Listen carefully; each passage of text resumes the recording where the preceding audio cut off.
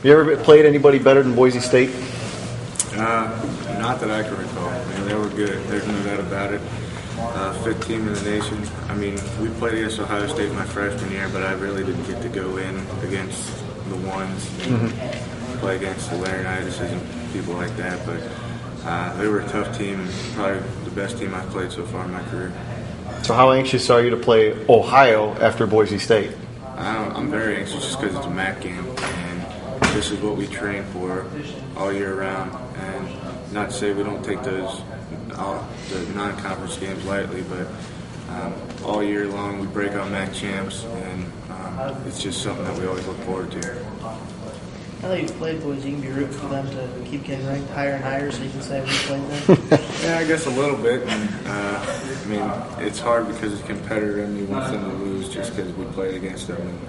But they're a great team. They'll have a lot of success. And I talked to a lot of those guys after the game, and a lot of them seem like good guys. So I mean, I wish them the best. What have you seen of Ohio's defense so far?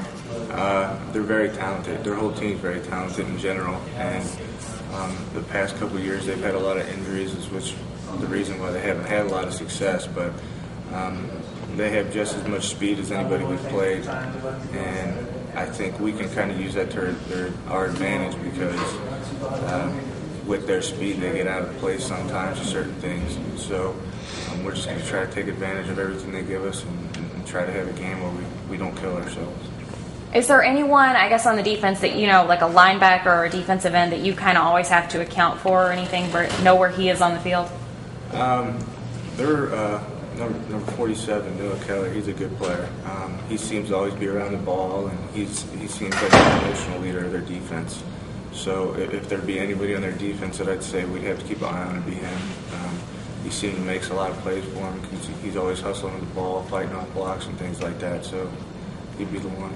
Do you think after kind of Boise State kind of like denied the ball to Freddie Barnes during the game, do you think Ohio or even, you know, other MAC opponents might see that and kind of try to do the same thing? Yeah, absolutely. I think a lot of teams are going to realize we're going to try to get him the ball a lot. He's going to be our first read a lot. So they're going to organize their coverage around that. And it'll be our offensive challenge to get him the ball. And that's when other guys got to step up to free him up a little bit. And that's the stuff we're trying to work on now. Coach said the 59 team is going to be honored this weekend. He wondered if any of the guys had any eligibility at receiver. Are you wondering, or you have to check your own roster to see who your receiver is from week to week? Right now it's the same guys because we don't have a lot of depth. So I'm going to know who's out there at all times. They're not going to be switching up too much. But I think the more tough those guys get, the more reps they get, the more they'll be able to free up Freddie.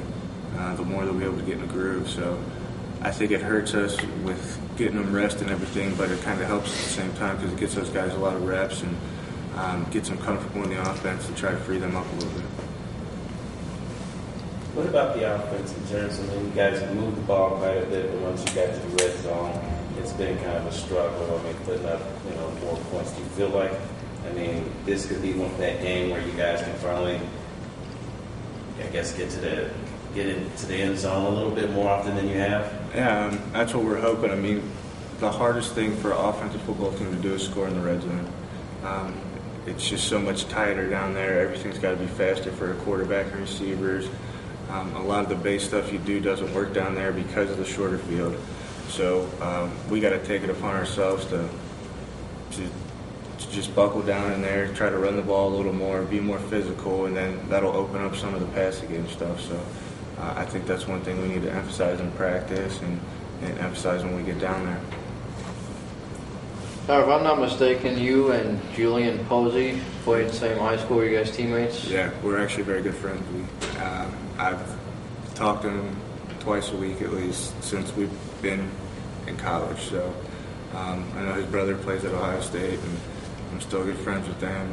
And whenever I go home, I'm always hanging out with him. So we always talk about it. Last year he was hurt, so we didn't really get to play against each other. But it's always nice to play against somebody that you kind of grew up around and have been around. So it kind of gives you a little extra incentive for the game.